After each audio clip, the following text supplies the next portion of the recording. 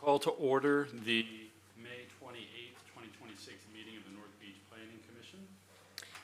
Chairman, you do have a quorum. On the agenda tonight, we have 4 items. We have a minutes approval from February.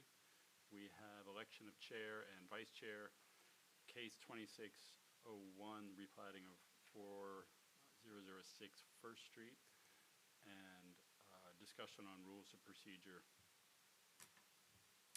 for the Planning Commission.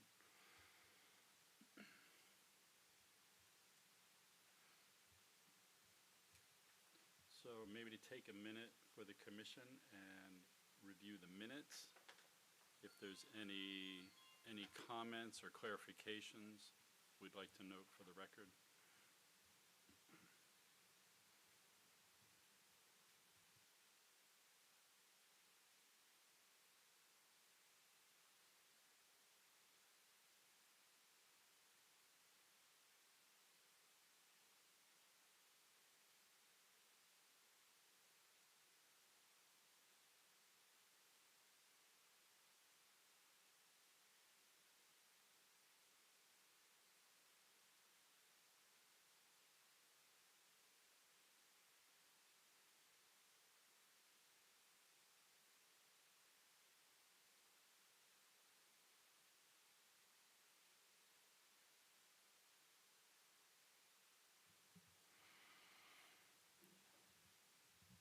Do people need a few more minutes, or would someone like to make a motion?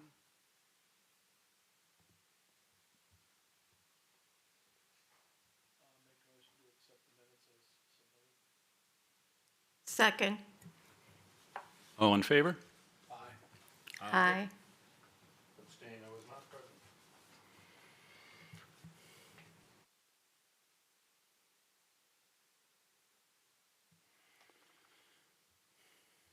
The next item is election of chair and vice chair.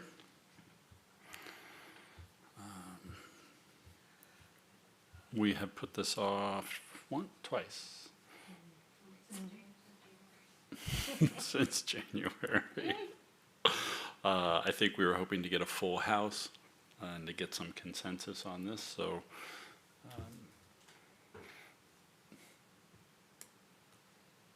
I would make an effort to try and get this done at this point, I think, unless there's strong objection from anyone. No objection. No. So I'm not sure how to proceed with this. We haven't done this in a long time. So if someone wants to make a motion or just open a discussion, the floor is open. I'll make a motion to re-elect Jerome as chair. Second. All right, all in favor? Aye. Aye. And we have a vice chair as well. I'll make a motion to retain Mr. Heiner as the vice chair, should he choose to accept that. Second. All in favor? Aye. I'll accept. I'm already selected. Okay.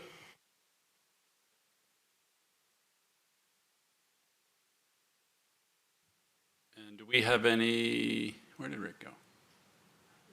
Okay, I'm assuming we don't have any info on the applicants for First Street. So maybe we can move on to the rules of procedure and to review those. And again, if anybody wants to take a few minutes to go over these, we made some amendments. Stacy, do you have I know we made a few tweaks to this at the last meeting, but we just have the kind of full document here. Any chance you might have those tweaks that we made?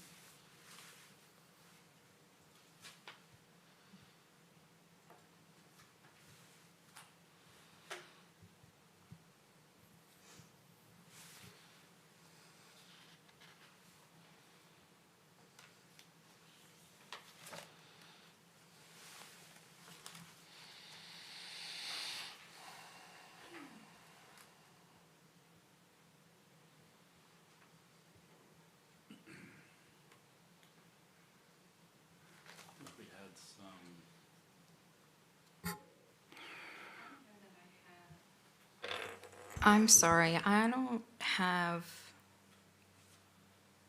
what the changes were because I changed it and then saved it under the original document.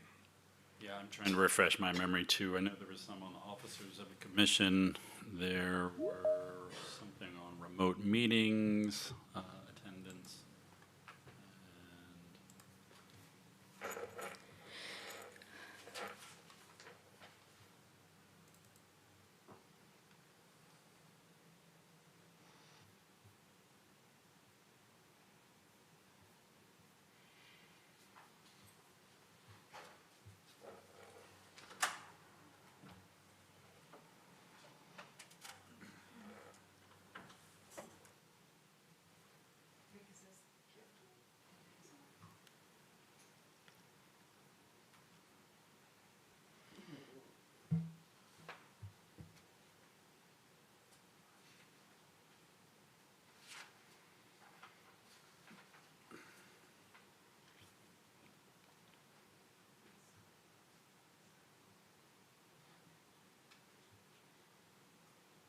So I do have a little memo here that's to myself.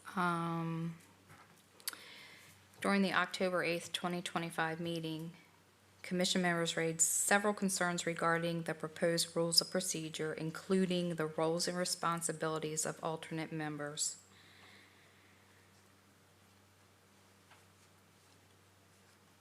So if this document has alternate members in it, that will need to be removed.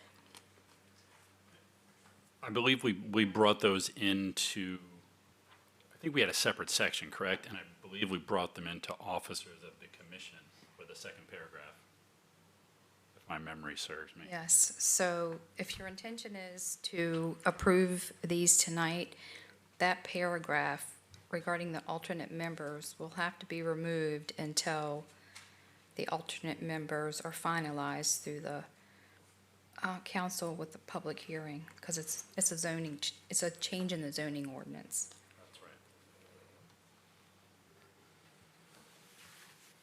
But presumably, we could do a provisional approval of this that would go into effect. Something of that sort, I think you're going to have to or just wait until, omit the alternates from that section and add them by amendment afterwards. Or you could say, you can insert words that says plus, at such time as approved as an amendment to the town zoning ordinance, comma, 2 alternate members appointed by the mayor, et cetera. okay. I mean, it'd be nice to wrap this up tonight if we could, so. I have questions about this document. I'm not sure where this came from. Is this a new document? It says it's an update. So the rules of procedure is an existing document? No, you've been working on this since October of 2025, and the last time it was discussed was January 2026, so these are the changes from that meeting. The rules of procedure essentially are intended, I assume, to mirror the zoning ordinance. However, they don't. There's a lot of discrepancies between what the zoning ordinance says and what the rules of procedure says. And so I have concerns about why we aren't simply amending the zoning ordinance as opposed to publishing a new document called the rules of procedure. Because in cases of where you have a conflict, which governs? Sorry? Sorry, the order of precedence for your authority and proceedings would be the land use article, the state code, then the town code, and then these rules of procedure. And yes, they should not be adopted in a manner that is inconsistent with the code. I think the intention is to provide for things that aren't usually found in the code, such as the procedure for public hearing, for example. The procedure for public hearings is documented Is in the it? zoning No, ordinance. so you're referring to public procedure for bringing matters before the commission, is that what you're referring to? Well, the commission is us, right? So again, so if this is, as it relates to just the planning commission, you know, the zoning ordinance says that matters shall be submitted to the zoning administrator, not to the staff liaison. And so that's in and of itself is just one small change, but it's not consistent with the zoning ordinance. So if somebody were to challenge that, whether it was properly submitted, whether it be a petition, and of course, if it is a petition, that being a variance or a special exception, then it's not presented to the commission at all. It's presented to the Board of Appeals first, through an application.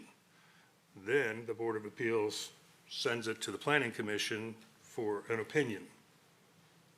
Right, that's the procedure. So as I went through this, and I actually kind of stopped after a short period of time because I saw a number of inconsistencies that made me, and I wasn't familiar. I mean, you said this document has been in our hands before. Honestly, I don't recognize this document. I'm apologizing for that, but, so I question the purpose of this document, and of course, if it is something that's intended to be adopted this evening, I think it needs work. Just to frame this a little bit, is this a required, like, working, operating document for us? Or is this more for our own kind of procedural use? Well, it's not a required document. However, I imagine that the code, and I haven't checked because I wasn't aware of the issue, I imagine that the code says, and the planning commission shall adopt rules of procedure. That does not mean that you can't operate without them until you adopt them, because you Yeah. have to. But it's anticipated that you will provide for the proceedings before the body to the extent they are not addressed in the code, right? It's not intended to duplicate the code. Yeah. So if that's what it's doing, then we should probably pull it and go back. I think the only thing maybe that's not in the zoning ordinance is what was addressed for the alternates. Otherwise, there's existing verbiage in the zoning ordinance for just about every one of these sections in one form or another.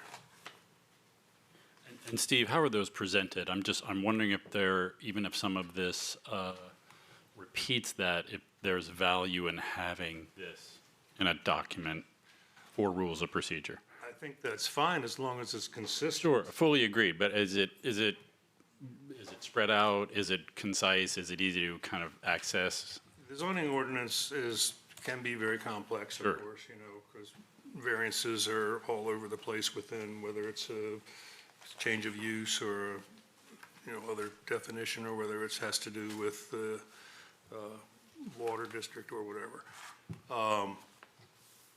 So if you're looking for something to guide conduct of the planning commission in some sort of a concise manner, that's fine. It's going to fall short of all the requirements, you know, because there are many. And if they are already covered in the zoning ordinance, then I think we just need to make sure that they say what we want them to say. Well, it sounds like a few things here. One, I mean, in general, I would favor rules of procedure to have it. We're supposed to have it. It seems as a public-facing document, it's informative, easy to access. Obviously, don't want it contradicting what's in there. And then any additions in there that would be necessary, we should have. Well, because of some of the inconsistencies, I wonder whether, you know, who would be tasked with, you know, marrying these things up. I don't know, who is the author of this document initially? Of the rules of procedure? I believe it was Karen, Alyssa. She doesn't think so, but it could be. Recently or long ago? Back when they first came about. Yeah, I'm getting ready to look through board docs to let you know So- how many times these have come before you. Okay. If they have, I apologize. I don't, Yeah, I they certainly have not taken an in-depth look at it So, as I have now to sort of come up with some of these inconsistencies. I mean, we've added new definitions, we've changed definitions. There's a new section 2 that says powers. We've never had the term powers used in the zoning ordinance before. It was purpose, not power. So that's a small change, but it could mean different things. Going down, the first town, the commission shall prepare a comprehensive plan once every 6 years. In the zoning ordinance, it says every 10 years.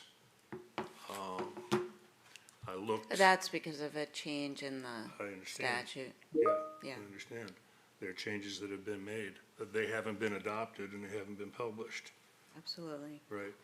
yes. So I just go through this and I think that it's confusing. The first time these came before you was October 30th, 2025.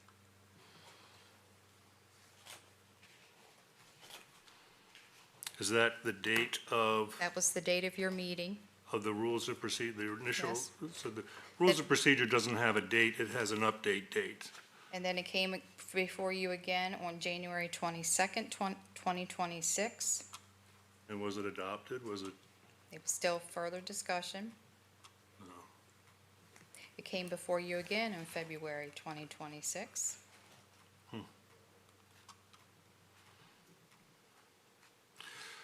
Well, I apologize for going backwards. It's not an apology at all. I'm happy you caught that, as I think everyone is here. So, I mean, the question now is how to move forward. You obviously have to have consistency, with the ordinance. So, what's the best way to do that at this point? Well, I think the first is it necessary? To determine whether it's necessary, and if so, who would edit the document to ensure consistency with the zoning ordinance? Well, I have been doing the updates to it based on your meetings, so I would update the document. So it requires a lot of flipping back and forth and looking for where these paragraphs apply in the zoning ordinance, because they're not in any sort of an order, they're just based on titles. And so you kind of got to that's why, Rick, I had asked for a Word doc on this so I could do word searches to, find out where these things were applicable. So it can be done. If they came from our office, which I will check, we will do the checking that you're talking about. You're hired. Then I will, I guess, come back to you with or either I or Karen will come back to you with a marked up version of what you have, noting where it's inconsistent, and you all can decide what you want to do about that. Well, can we go back to whether we want it and need it? Well, I mean, the purpose was to get the meetings a little bit better organized and comply with, I think, the state's regulations on meetings, or at least the open records piece. So, it could probably be slimmer and kind of more, kind of slimmer in terms of just more, if you will, meeting procedure oriented rather than diving into the other, the rest of the documents. I agree. I just don't think that we can add or change requirements without them going through the procedure for changing the zoning ordinance. Even so much as the definition. Right, but I'm saying like procedurally, like how, allotting how many minutes for public comment or public hearings and things like that. I think that's kind of clarifying what we're doing. And then you have the the requirements for a quorum. Again, that's not deep into the ordinance, it's more driving, hey, how do we organize each meeting? So does that need to be a document that gets published as gospel as opposed to just a working document that's used by the commission for cliff notes on how to operate? And that way we wouldn't have to go That- through an approval That's a great process. question, but I would ask whether or not, do we need a document like this to demonstrate compliance to the state? I guess is where I would be headed. No, I don't right? believe there's a requirement in, which I was just checking, by the way. I don't believe there's a requirement in the land use ordinance that you adopt rules of procedure, but if you give me one moment, I will check. I mean, on a more general level, I like having this document just for transparency with the citizens of North Beach. I think it just, the zoning is quite a thick, kind of imposing, document for most people. And as long as this is, Consistent. consistent with the zoning, I think it's a nice document to have. I don't disagree, Jerome. I think, where we've seen sort of some of the questions come into play, or at least I've seen in some of our prior proceedings, are with alternates and how they, are folded in. One of the other ones is with regard to the processing and approval of variances or special exceptions, which has a very specific procedure in the zoning ordinance that I'm not necessarily sure we've always followed. Yeah. Sorry? Oh, my. Just because maybe we didn't delve into the details of how that's supposed to happen in the outline that I gave earlier, is that variances don't come to the planning commission except for through the Board of Appeals. And we have in prior instances made recommendations for approval to the appeals board prior to the appeals board having received it or requested an opinion. No application for a variance has necessarily been submitted, it's just on a category 1 or category 2 site plan. That's not what the zoning ordinance says we're supposed to do.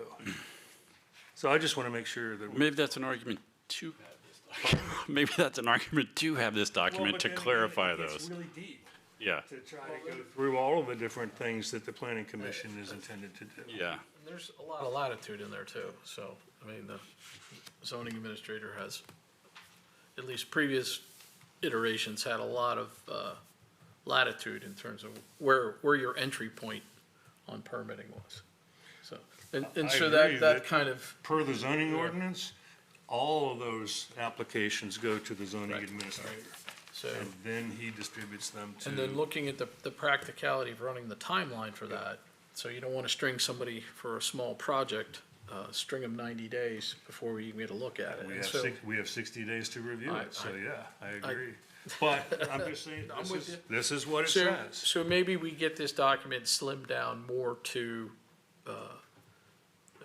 as the formatted meeting, so people coming to view it or coming to present have an idea what it is. It's more related to the meeting, structure rather than the ordinance, I think is what you're saying, and I would agree with it, because the ordinance has a lot of, I agree that for expediency or for practicality or what have you is good to have, but also it opens you up to challenges and appeals and not following the proper process potentially. So we want to make sure we're in compliance with what the ordinance says we're supposed to do.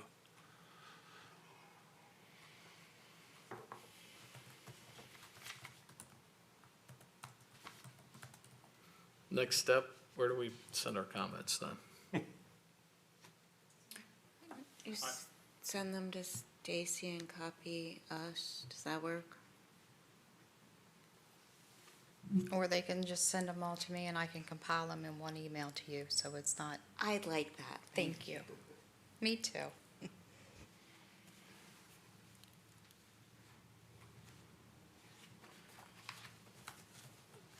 I mean, just as a last point, I don't, again, I'm looking at this quickly, I don't see this getting into the weeds in areas, for appeals. The only thing really here is public procedure for bringing matters before the commission, and that seems pretty basic. Yeah, I agree. right? So I agree. I think staying away from some of the more detailed processes is best left to our administration to manage as people come in. I mean, we could, on the longer view, take a look at creating a, putting a flow chart together for the different permitting along what you were talking about, Steve, is how it jumps back and forth, but that would be a project for a little bit later. I think it'd be great to have. Agreed, but I'm just saying on this document, I think that the goal was to, Yeah. to, if you will, more structure the meeting, which is a different topic, but I think some kind of flow chart might be something we want to do for the permitting at least. So is this, the intent here to just deal with the sections that are written in this document? Not add or take out I mean, I would, any of the sections? I would open it that you could make it smaller. We'd look for the bare minimum of what we need to describe what the meetings are gonna be and the rules that you're gonna run the meeting under. You would want to reference into the ordinance for any of the details. So essentially, it's just a meeting document. Yeah, I think that would be, if it were simply a guide and not a rule. Yeah, like, There so would if have I'm rules. submitting a permit, and I'm coming to the meeting, I know kind of the laydown of this thing, how much time I Oh, yeah. have and all that. Yeah, yeah, So yeah. I think that's valuable, and then we can, I don't disagree with that. A rule implies a requirement, a guide is sort of voluntary. and then, for the applicant knowing, the whole biz about whether we have a quorum and alternates, and all that's sorted, so you just kind of open it up and you know what your procedure is. So we could probably look at it and see if we can get it kind of more directed.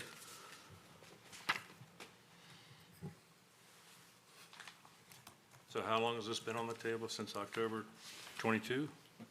25. Oh, 22. No, he was being joking. funny. No, I wasn't. I thought you said 22. No, October of 2025, Oh, 2025. yeah. So what's a good efficient process for getting this moving? I feel like we need to do I don't want to wait till the next meeting, so can we agree to review this and maybe send comments to Stacy within, I don't know, a few weeks or something? Is that reasonable? Well, again, we're only addressing the sections that are already written. I mean, I think that's, Because, I mean, as Bill said, maybe, the process for variances and special exceptions, which is not in here, if we're looking for some sort of rules of the road, then it becomes a bigger document, not a small. No, I'm looking to make Right. it, I'm actually thinking about trying to make it a little smaller. I agree, this definition section, for example, half of that could be, I think maybe the whole thing could be cut. I don't know if Yeah. you need definitions in a document like this, right? Yeah. So I think a number of these could be done. I appreciate, but I'm also concerned about getting into the applications too deep in this document. Right, but I mean, it sets out, gives you a little bit of, what's our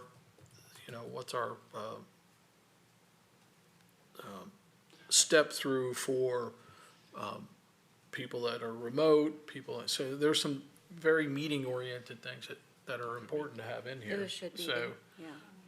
but again, we don't want to dive into the ordinance, Yeah, so from the prior meeting minutes, do I understand that the zoning ordinance will be updated for the alternate policy? Is that what was agreed to last time? Yes. So get put in. the memo is going before the town council next week. It's on their agenda to request that they give us permission to do a text amendment and schedule a public hearing between the planning commission and the town council. Okay, so at a minimum, this language here should mirror that of what's going in the zoning ordinance, right? So we know how to proceed with alternates.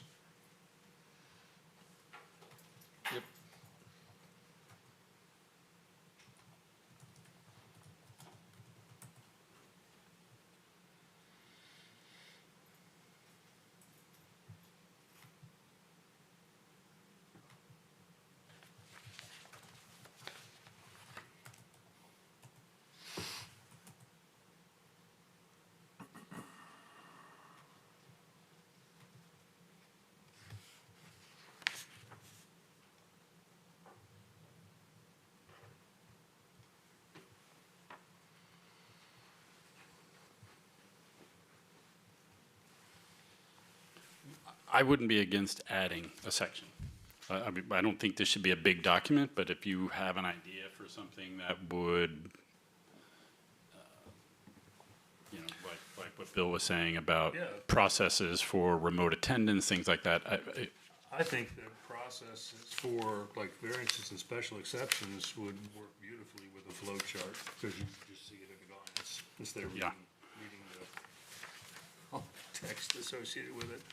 So that's something that could be done relatively easy and keep if, us on track. if somebody wanted to put the legwork in to do that and make it into a concise, you know, third of a page kind of graphic, I'd Rick, be all for it. Rick, what do you send out to the permit applicants?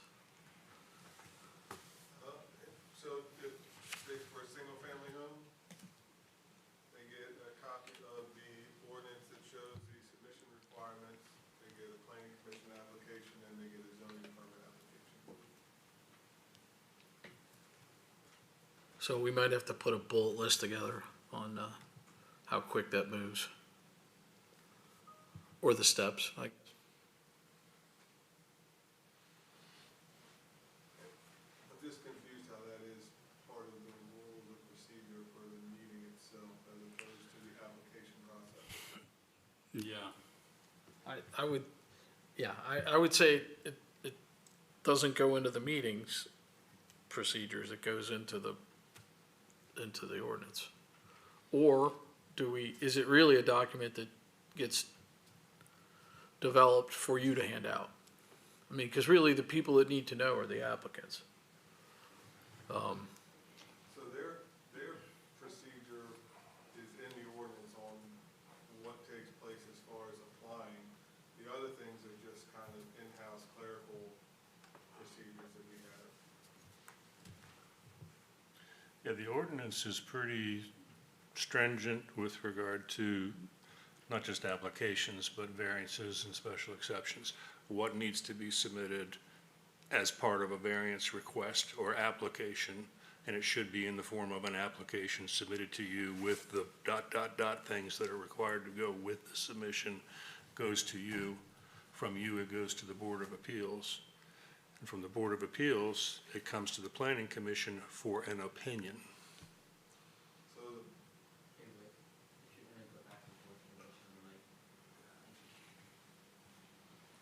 So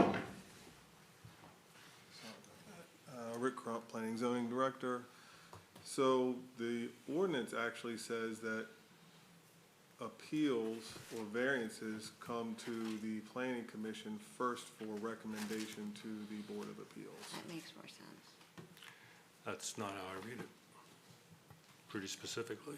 It's section 8-101, J. Says, this is under the Planning Commission, under the purpose, all of our duties here. Item J, review and prepare advisory opinions on applications for appeals, special exemptions, or variances filed with the Board of Appeals. Board of Appeals. Are you reading from the zoning ordinance? Yes. So that brings us back to, because I pulled up the zoning ordinance that's on the website, and I think I'm in a different document than you are. Okay. Do they have a different document than the one that's? It's- You're in the right document, and you have the 2201 update. No, I have a 2016 document. Yeah, this is what I have. Yeah, but All right, there's- where is she? Okay, let me look. Yeah, that update is just Article one 8. chapter of the 3, Article 3, yeah. Chapter 3. We only updated chapter 3, right? Yes. So that should still be the same. Article 8 is still the same. Hold on, I'm going to Article 8. Okay, 8 dash, what are we in? 8-101. 101. Okay. Planning Commission shall.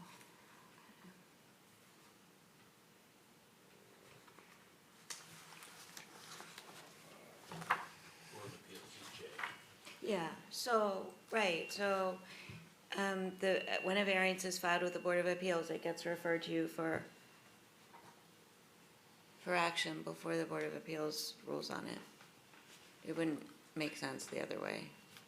Yeah, and so, just for a little clarification, what had happened for several years, there is another part in there where if the zoning director denies an application because it's insufficient, they can then go straight to the Board of Appeals to appeal that decision. So that's what was happening. We then, about a year and a half ago, I have stopped denying any applications, and when they come in, if it comes in for the Board of Appeals, we bring it now to the Planning Commission for their review and recommendation to the Board of Appeals.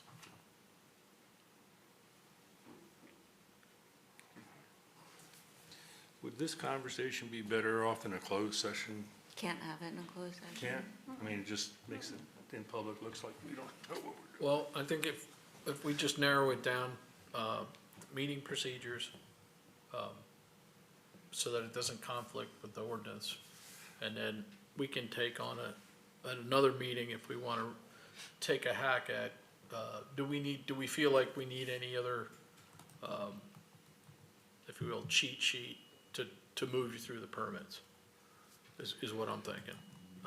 But we should kind of clean up our meeting, procedure a little bit. But you're right, you get into the ordinance talks about meetings, and Yeah. gets in there, but, I think this would be So because of all the different sort of places where you find some of this within the zoning ordinance and to attempt to integrate that is not really a small or easy task. Because the zoning ordinance in and of itself refers this part to that part and so forth, and there are multiple places in there where it talks about variances for different sorts of issues. Do we have the capability to be able to do this internally? To integrate it, to make sure that it's consistent? Yeah, well, I think you do. I mean, if you slim it down to a meeting, document and pull out some of the rest of it, then I think you're set. We have other procedures to change to the ordinance, so, a guidance document like this, I think, falls in the purview, it's tucking into, how we do our meeting. Okay. And so I don't think we're changing the ordinance, we're just, Well, that would require that this document, yeah, it has to get smaller, it has to get well, out of some of the, it can't be different than this document. correct. It can reference that document though, It should. right? So you could slim it down, I think it's important to talk in here about, the interaction with the public, how many minutes, eligibility for remote access, I think you gotta have that stuff. It doesn't need to be deep into the ordinance, it needs to be, out in a document like this. Now, where it gets posted, I'm not sure. And that was the whole purpose of the rules of procedure. We're doing it with the other commissions also, Board of Appeals, your commission. There will be some council rules of procedure, so it's, it's the one thing that was brought it to our attention was the remote participation. There's no policy on that, and that's part of what we're looking for. So no, that doesn't need to be in the zoning ordinance. The part about, commission members, I think there's a section in there about how you interact with the public or things like that. That doesn't need to be in the zoning Public ordinance. comments. Yeah. Yeah, those things need to be in here. So if we can do, so your office will do the, I have solved the mystery of where it came from. Lynn, my former colleague. So I'm talking to Linda through chat, and she said she may have wrote it. Well, if she did, she might have sent it to Lynn, but Lynn saved it into our system. Because Okay. Karen's telling me she didn't do it, and I know I didn't do it, and so I'm just losing my mind here. But that Okay. said, we have a document that we got involved in, and if Stacy collects all the comments and I take into account the comments that you all have made this evening in terms of slimming it down and addressing just the things that are related to your actual process of your meetings, I think we can get you a better draft, and we will conform it to the requirements, to the provisions of your zoning ordinance, where it is not, and I appreciate your pointing that out, and I am sorry that you have a document that doesn't work. We'll get into it. We will. But it sounds like we have agreement that these rules of procedure are indeed rules of procedure for this venue, essentially. And I feel like some of the discussions we've had about getting into the zoning part and processing and application, that we just steer clear of that for this document. You know, Can we get rid of the word rules? What is rules of procedure? We'll, Rules, Just say procedure, planning commission procedure, rules. Again, that's where I came up with which document supersedes when there's a conflict, because a rule and a rule, right? The zoning ordinances are rules. This intends, or at least on the surface of it, is a rule. Maybe I'm being pedantic, I don't know. but you can call it anything you all collectively agree to. I will say that virtually all the planning commissions that I know of have rules of procedure. All right, I mean, I'll concede that. if it's consistent with zoning, then we shouldn't have Yeah. any issues. And some of these I do think are rules, you know, the public comment, having limits on time and speech, you know, those help us as a body manage these meetings, so. Okay, so we have a two-prong attack here. Committee members or commission members will write comments to Stacy on this, and we will have a separate review for compliance with zoning. Do you think that you all can send them to me within 2 weeks? Sure. I think it's good. Yeah, we have We've to. discussed it tonight. It's on our minds. Okay. When did it first come up? 2020, October October 2025. 2025. Oh, okay, yeah, we should, we need to move out on that. Any other Are any of questions the other for me? committees doing better than us? Any other questions for me? See how we're scoring. Not on this, Rick. No more questions? Thank you. Thank you.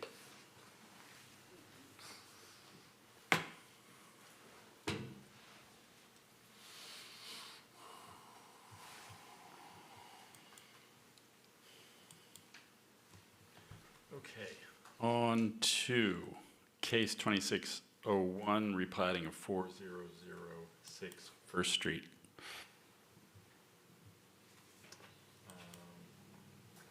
This is a replat. And from our zoning director, just a few comments. Proposed replat conforms to the applicable dimensional requirements of the town of North Beach zoning ordinance for the subject property. And he has no opposition to the approval of the proposed replat, subject to conditions, comments, and recommendations of the Planning Commission and Department of Public Works.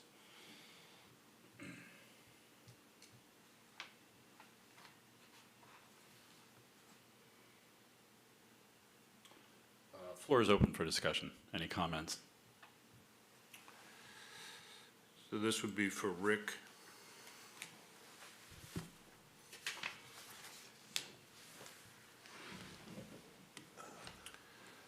Note 5 on sheet 2 says the lots are subject to critical area, intensely developed area IDA requirements. Just to request to confirm that the addition, that in the subdivision, an addition of one lot, is that in compliance with any growth allocation or restrictions within the critical areas defined in Article 10? It is not. So the critical area allows in the IDA for the town to set its maximum density. The IDA for critical areas is set at they have a minimum density, which is 4 houses per acre. So critical area says that the IDA density is set by the town based on our lot restriction sizes. And these lots are all within conforming use. conforming use and growth. Well, there isn't a growth piece in the IDA. 4 acres, the minimum is 4 houses per acre, So there are no growth restrictions. only In based the on what our IDA. lot sizes are, correct? Okay. All right. This, even though they have shown, in essence, the outline of proposed structures on the subdivided lots, our review in regard to this subdivision cannot be, or should not be, or hopefully is not, an approval of the proposed structure footprints. No, those structure footprints were shown just to show that those you lots can't will fit 'em in. conform with Sorry? where building restriction lines are. So he's showing that he can conform, Correct. is the way he sketched it. And you're saying, we're just reserving, Review. for review time, yeah, yeah. So following a subdivision approval, he would still be required to submit a category 1 plan. Correct, there is no development application on file at this time for these Okay. lots. So just to note that on his lot 29R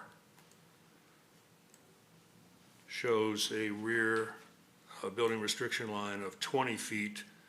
His building is set at 8 feet off the rear building restriction line, so that would not be in compliance. This one here, I don't have see it. how this one's 20? Right, right. This one is also 20, but it measures 8 feet. So the intent of this document is not to give any Which- approval for any, Which building, I don't have the, I'm sorry, 29R is the first one at the corner of First and E, Yeah, yeah. the lowest one.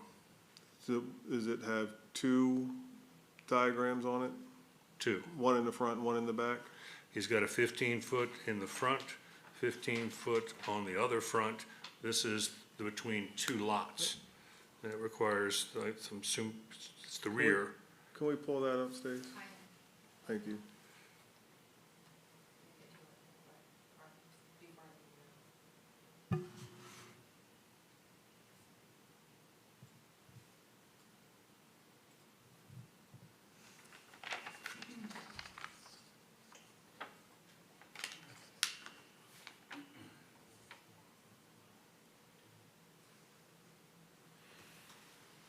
Ladies and gentlemen, this is Jeff Toole with COA Barrett. Could you guys hear me? Yes.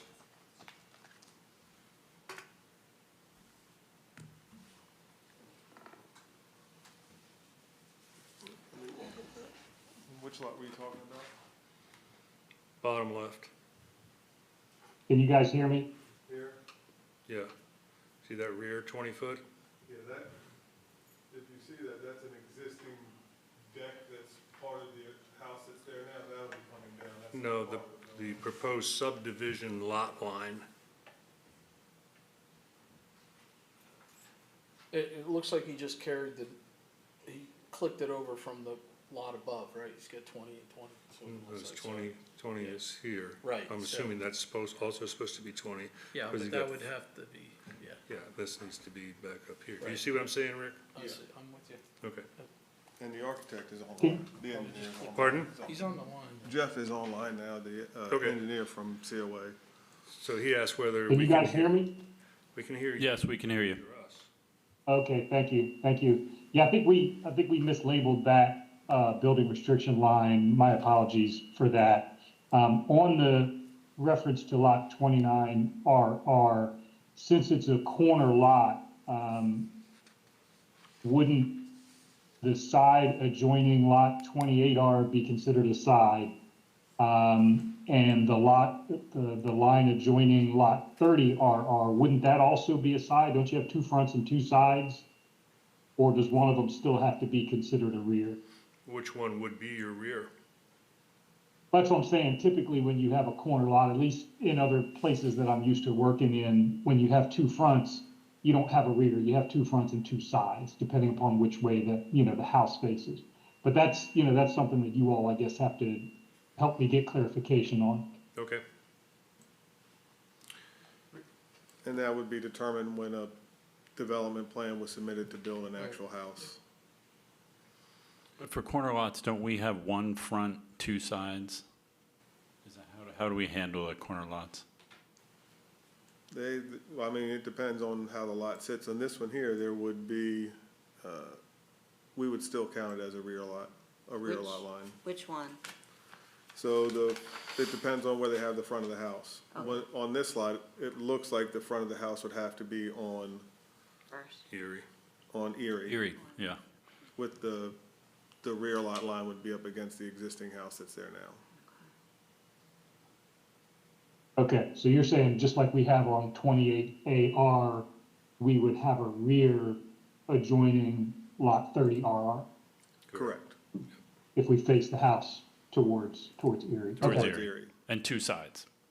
Okay, understood.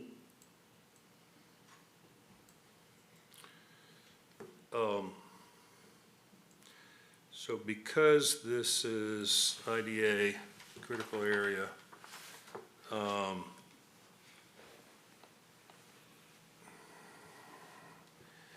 it requires the 10% rule, critical area rule.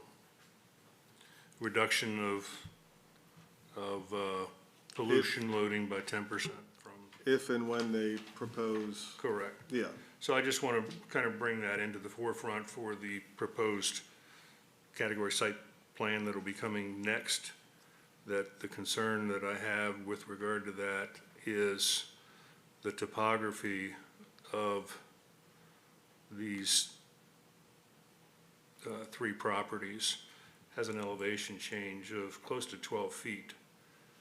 And you're going from an impervious area, that's pervious, not impervious, of about 14,000 square feet and reducing that by almost 50% with the structures that are proposed and presumed to be off-street parking and sidewalks and so forth.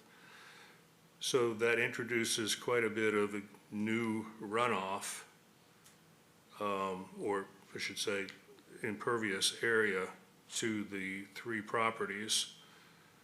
I know that we say that stormwater management isn't necessarily a requirement for single-family development. One of the lots is in excess of 6,000 square feet of disturbed area, so therefore we can require water quality management for that. It depends on how much disturbance is required per the development, not, The lots, presumptively, given the topography that they have here, the silt fence would, you can hardly build a property with an 8-foot setback without running a bobcat around the perimeter, so therefore your silt fence would probably be at the perimeter of the property. My concern here is that, and this obviously is not really germane to the actual subdivision, but additional flow is going to be introduced into an existing 15-inch pipe under First and Erie Street. And so the question I have is Public Works aware of the additional potential for runoff? And is anything going to be, does this pipe need to be increased to 24-inch to handle that runoff? And has that been looked at?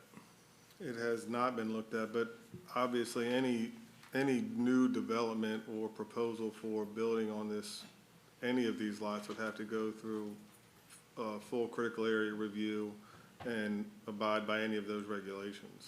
Well, for, the problem with that, Rick, is, I'm sure you know, is that for single-family lots, you don't necessarily have to do a water quality study, right? You do have to do water quality at a bare minimum. And I can provide some insight on that in the sense that because Calvert County requires us to also submit a review of the replat to their jurisdiction, they also make us separately in instances where we're increasing the number of lots from what's existing. We're actually going through a comprehensive concept and site development stormwater plan with the county right now on these particular lots. So what we're reviewing is certainly that data with respect to the amount of drainage that's going to that culvert. So we're going to have to demonstrate that, that culvert can handle that flow, as well as with respect to the water quality information as it relates to stormwater. Most likely what's going to take place here is what they call these urban planter boxes, which act as, to provide that water quality treatment. So that is actually under review right now at the county level. So is that not the purview of North Beach? It's both. That's the county's position anyway. So we'll see that in any computations associated with that as part of the water quality management plan with the Correct. submission of the Category 1 site plan, If That's and when the correct. category site plan comes through. if and when. Okay. Now, one thing also Rick had mentioned was, I guess there was some discussion at some level in Public Works with you all about some improvements or something that was gonna happen along Erie with respect to, I think, adding some curb and gutter or something. Am I remembering that right, Rick?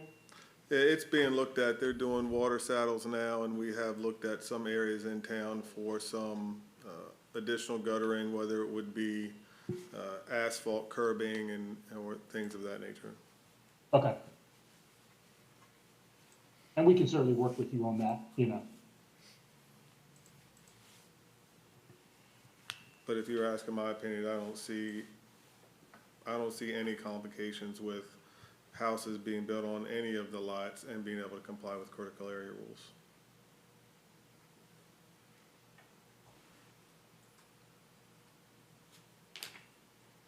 Without mitigation? With probably just basic water quality plans. Which is planting of trees, rain Planting of barrels. trees, rain barrels, rain gardens, 6-inch, 8-inch mulch beds. Okay, we'll see that when they submit it. I think that's it for me. Yep. Any other comments or items for discussion?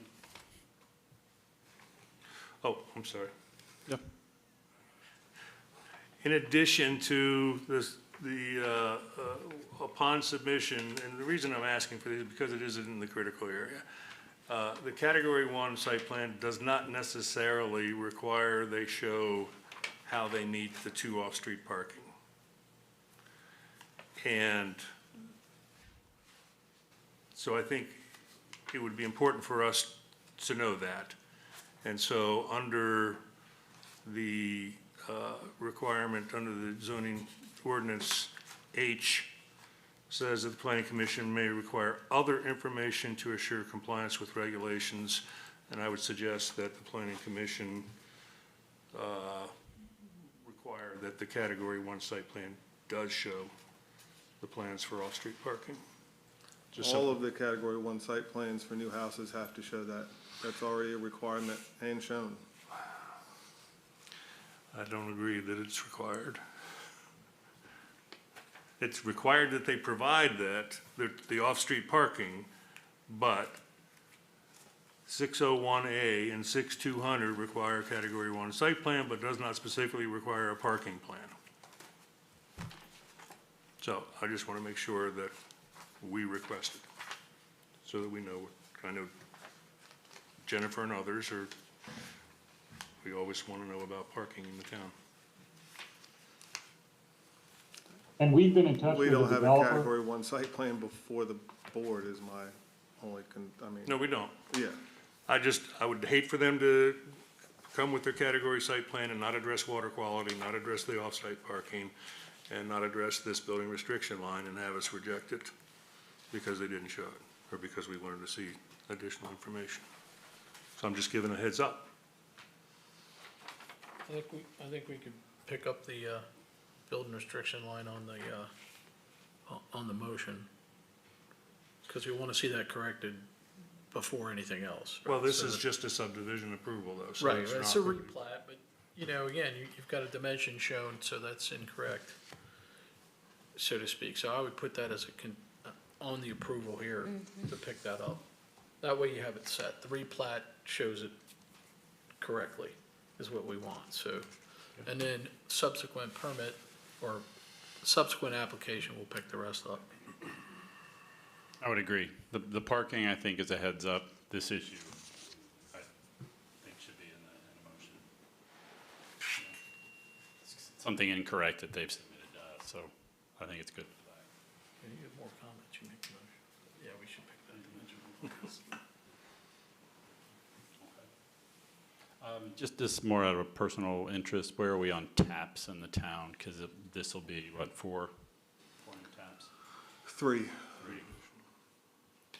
Oh, that's right, 1 existing. If they were applying for Site 1, Category 1 plans now to build houses, there would be tap sufficient at this time. Okay. Do we need to say anything about the existing garage that would be crossing the lines? There is a demolition permit in place now that they are going to be exercising to remove that garage. Okay.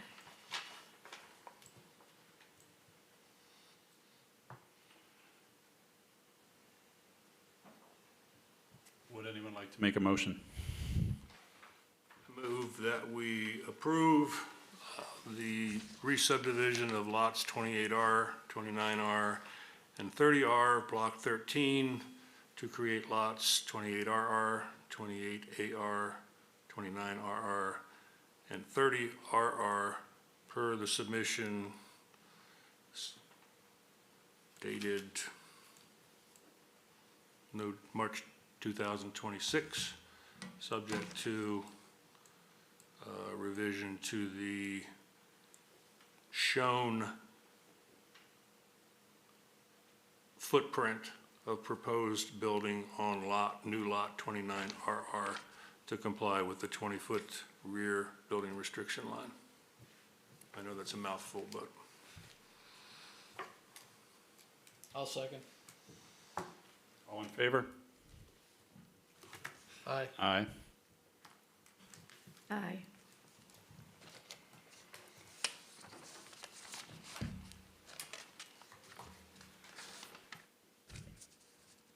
We've concluded the agenda. Is there any other business for the good of the order? Just a question. Thank you all. Good luck. Thanks for the clarification. You're welcome. Thank you again. Where are we on the comprehensive plan?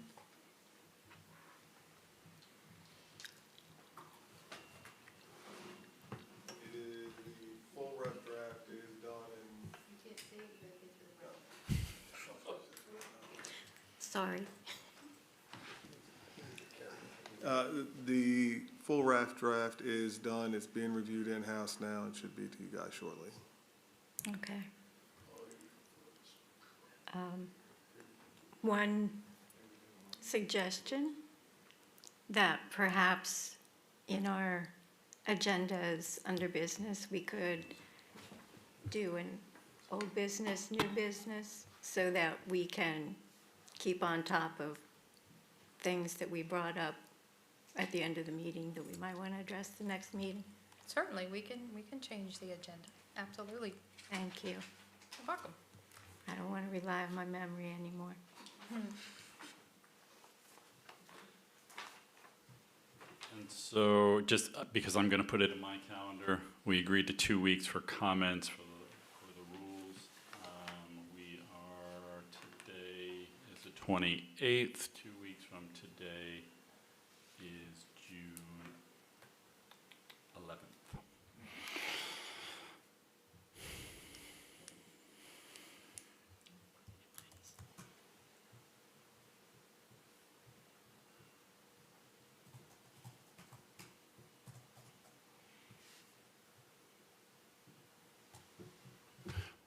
Would anyone like to make a motion to close?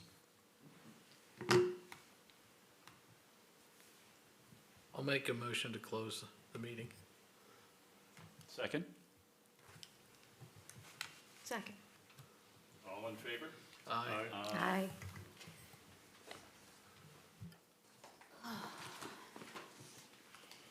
That means I can get up this time. What are the odds?